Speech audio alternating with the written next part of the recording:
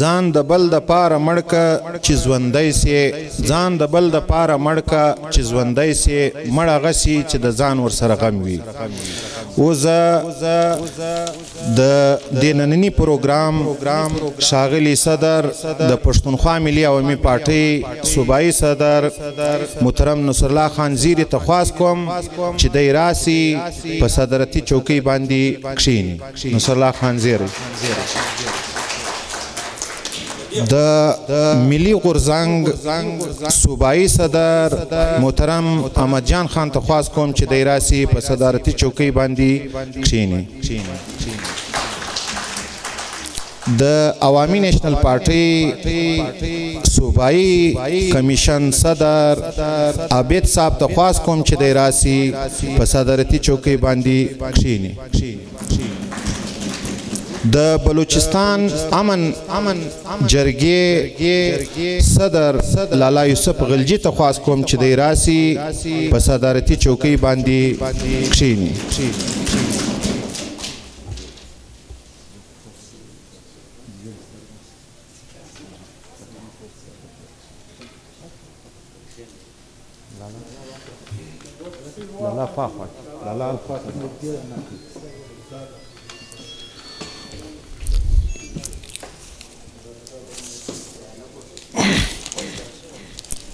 په دنیا د ننګیالو دي دا دوه کاره په دنیا د ننګیالو دي دا دوه کاره یا به وخوري ککرۍ یا به کامران سي.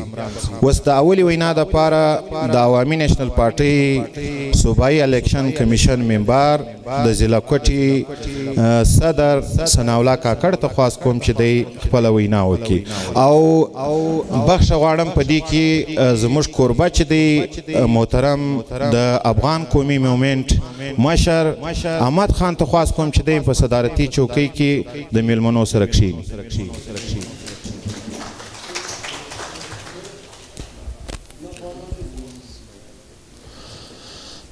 شروع کوم په نامه د لوی خدای چې ډېر بخښونکی او مهربانه دی. د غازي عبدالله خان د عظیم افغان نومیالی یا اتل په دې سیمینار کې راغونډ شو د افغان قومي مومنټ مشر احمد خان اڅکزی د پښتونخوا ملي عوامي پارټۍ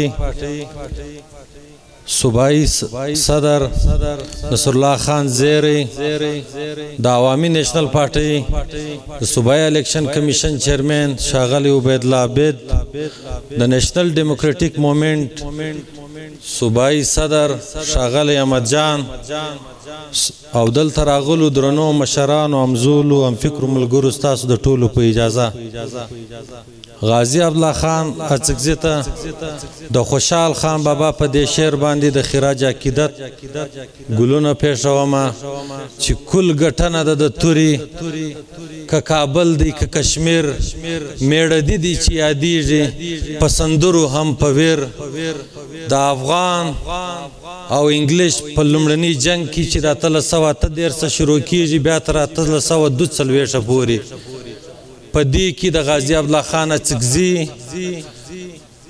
غازي اکبر خان میر مسجدي ډېر بنیادی رول دی د دې جنگ په ګټلو کې د دې جنگ کې چې د خلکو کم سرښندنې وکړلې د اول جنگ چې دی دا چې دی کم د افغان په نامه کوي زه د دې جدوجہد باندې غازي عبدالله خان ته د عقیدت سره ګلونه وړاندې کوم او د نن د دې سټیج په د دې سیمینار په دغه باندې به زه دا عید کوم او ټول ملګرو چې زموږ د مشرانو سره چې کم د ازادۍ په لار کې سرښندنې کړي دي چې کم د ازادۍ په لار کې قربانیانې ورکړي دي موږ د دوی نسلونه یو موږ د دوی اولادونه یو موږ به هم خپل ازادي او استقلال هغه رقم برقراره ساتو. خبره داسې ده ملګرو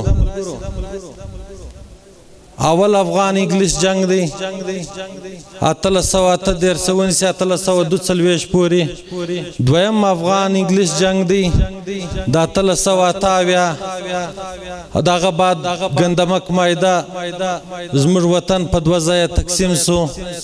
بیا په 1893 کې چې دننه 113 کاله کېږي زموږ وطن تقسیم سوی دی. د هغه ورځ د 1893 ونیسې تر ننه پورې نه بر وطن بر افغانستان آزاد افغانستان نه د محکوم افغانستان چې دی هغه د خیر ورځ لیدلې ده. نه د هغه ورځ چې د 1893 دا ډیورنډ لاین زموږ پر سینه دا توره لیکه راکش سوله. نه د هغه ځي خلک د استقلال د ازادۍ په خوند پوه سوي دي نه د دې ځي خلک پوه سوي دي. زه راځم خپله خبره زه ډېره نه اوږدومه. اوسني چې زموږ پر وطن کم حالات دي زموږ افغانستان چې دی نن هغه مثال پیښوي کوم چې په 1838 کې انګریزانو شاه شجاع راویستی په انګریزان پر افغانستان یې مسلط کړي. زموږ دې مشرانو په هغه ځای کې جدوجهد وکړي د هغو خلاف انګریزان یې برته وایستل. نن هغه کابل دی نن هغه افغانستان دی برته هغه ټیم مکناټن و نن جنرال فیض حمید دی. هغه جنرال فیض حمید نن طالبان برته پر کابل کښېنول. نن د کابل ازادي برته سلب سوې ده. نن د کابل باندې برته هغه د انګریزانو یا د پاکستان لشکرې ناستې دي. زموږ په ګران وطن افغانستان کې نه زموږ نن قومي ترانه سته نه زموږ د نجونو تعلیم سته نن هلته زموږ ملي بیرغ سته. زموږ ټول ازادي چې د سلب سوې ده. دلته په دې محکوم افغانستان کې داسې خبرې روانې دي چې د افغان کډوال چې د نن 45 کاله مخکې دلته راغلي وو هغه یې ټول په یو میاشت په دغه کې وایي تاسو به ټول وځئ. هغه په نیمو شپو کې د هغو کډې روانې دي په دا سره زمې کې دا خپسې واخیستل. دویم دا چې په ډیورنډ لاین باندې چې کوم د انګریزانو سره معاهده سوې وه چې دلته به تجارتي ازادي دلته به د خلکو د تګ راتګ ازادي دوی وایي چې موږ دا خاردار تار لګولی دی دلته به په پاسپورټ ځئ. موږ ته دا پاسپورټ هېڅکله په یو قیمت هم نه دی منظور. موږ په دې حواله باندې د چمن د پرلت د چمن د میړني ولس بشپړه حمایت کوو چې دوی ولاړ دي چې موږ پر دې ډیورنډ لاین باندې یا د چمن پر دې دروازه باندې موږ پاسپورټ نه منو. موږ عوامي نیشنل پارټۍ بالکل پر دا شي ورسره ولاړ یو بلکې زموږ شعار دا دی چې لر و بر یو افغان. زموږ نظر دا دی چې باچا خان هلته پټ دی حالت یې په دې پټ کړی دی چې نه لر او بر دا جلا وطن نه دی دا یو وطن دی. دا به برته هم یو ځای کېږي که وخت ډېرو که لږو. نور زه ستاسو ټیم نه اخلمه. غازي عبدالله خان ته او د افغان انګلیس په اوله جګړه کې چې کوم مشران زموږ د شهیدان سوي دي کوم جدوجهد یې کړی دی دې ته د عقیدت سره ګلونه وړاندې کومه او افغان قومي مومنټ ته چې داسې یو سیمینار یې په دې مشرانو راغشتی دی. آفرین وایمه ډېره